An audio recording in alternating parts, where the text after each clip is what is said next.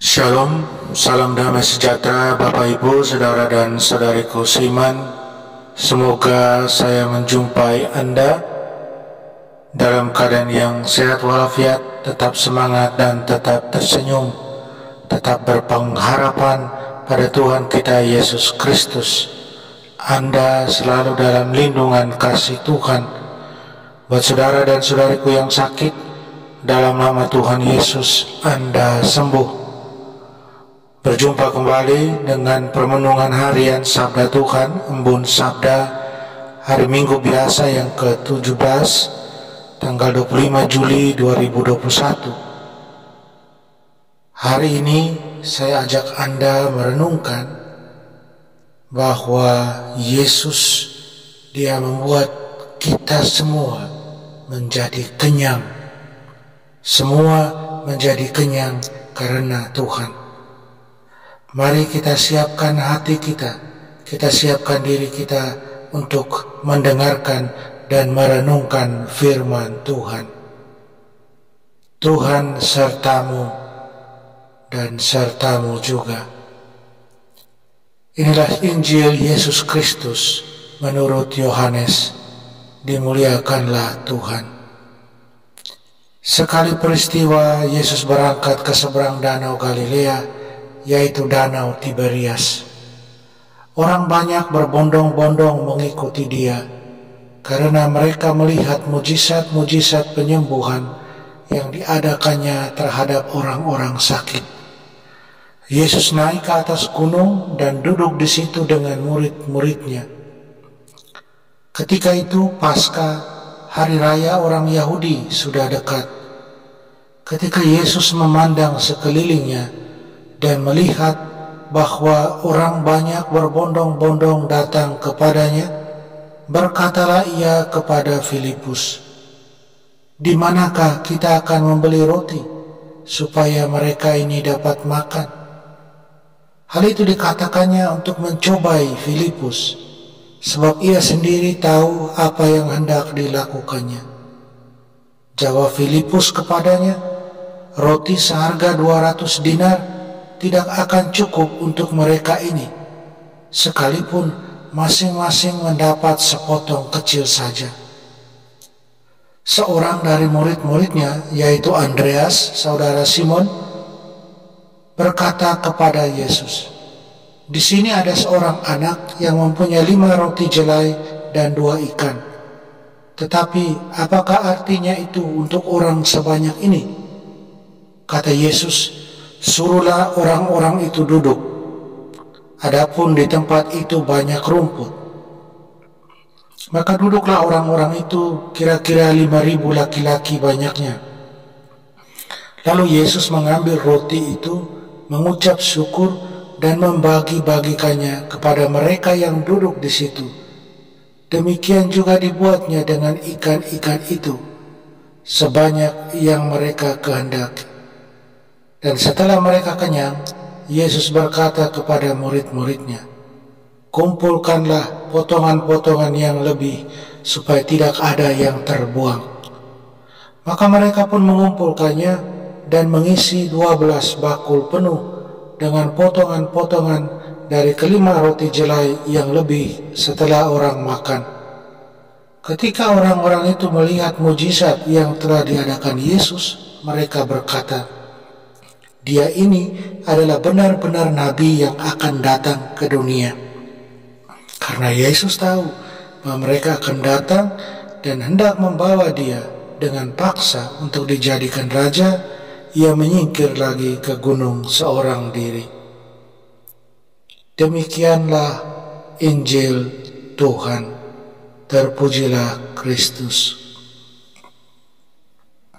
Saudara dan saudariku seiman dalam Tuhan, adakah sesuatu di dunia ini yang benar-benar dapat memuaskan kerinduan dan rasa lapar haus terdalam yang kita alami akan Tuhan? Adakah sesuatu itu? Dalam Injil di hari Minggu biasa ke-17 ini, penginjil Yohanes dia menampilkan cerita tentang banyak orang yang berkumpul untuk mendengarkan Yesus. Apa motivasi mereka?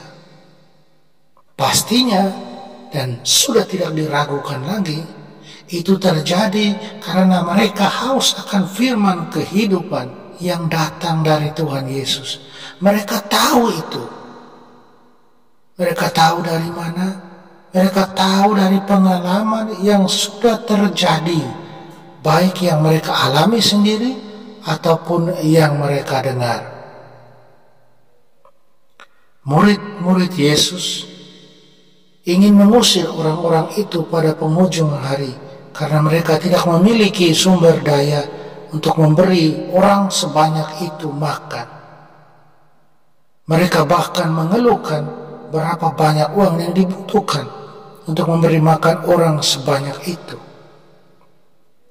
Saudara dan saudariku, Yesus, sang roti kehidupan, dia mengambil sedikit yang mereka miliki, 5 roti jelai dan 2 ikan. Yesus mengucap syukur kepada Bapanya, kemudian dibagikannya 5 roti jelai yang sudah diucap syukur itu, dibagikan kepada semua orang, sampai mereka puas dengan rasa lapar mereka. Mereka makan sampai kenyang karena Tuhan. Karena Tuhan hadir dan bersabda, tidak ada yang kekurangan lagi. Semuanya terpuaskan. Saudara dan saudariku seiman dalam Tuhan, orang Israel telah menunggu nabi yang dijanjikan Musa. Dalam Ulangan 18:15 ada dikatakan di sana, Tuhan Allahmu akan membangkitkan bagimu seorang nabi seperti aku dari antara kamu, dari saudara-saudaramu. Dia harus kamu indahkan. Tanda-tanda yang dilakukan Yesus, termasuk memberi makan 5.000 orang secara luar biasa dan ajaib, menandakan bahwa Allah memang telah mengutus Yesus sebagai nabi dan raja yang diurapi sebagai Mesias. Yesus memberi makan 5.000 orang adalah satu-satunya mujizat yang diulang dalam keempat kisah Injil. Saudara dan saudariku, terus apa pentingnya tanda mujizat yang khusus ini? Pemberian makan yang ajaib kepada orang sebanyak itu menunjuk pada penyediaan mana oleh Allah di padang gurun bagi orang-orang Israel di bawah kepemimpinan Musa. Penyediaan makanan setiap hari di padang gurun yang tandus ini menggambarkan roti surgawi sejati yang akan ditawarkan Yesus kepada para pengikutnya. Apa yang dibuat Yesus sudah dibuatkan. Saudara dan saudariku seiman, Yesus membuat klaim yang hanya dapat dibuat oleh Allah. Dia adalah roti surgawi sejati yang dapat memuaskan rasa lapar terdalam yang kita alami. Tanda penggandaan roti ketika Tuhan mengucapkan berkat, memecah-mecahkan dan membagikan melalui murid-muridnya, menggambarkan kelimpahan roti yang unik dari Ekaristi atau perjamuan Tuhan. Ketika kita menerima dari meja perjamuan Tuhan, kita mempersatukan diri kita dengan Yesus Kristus yang menjadikan kita bagian dalam tubuh dan darahnya.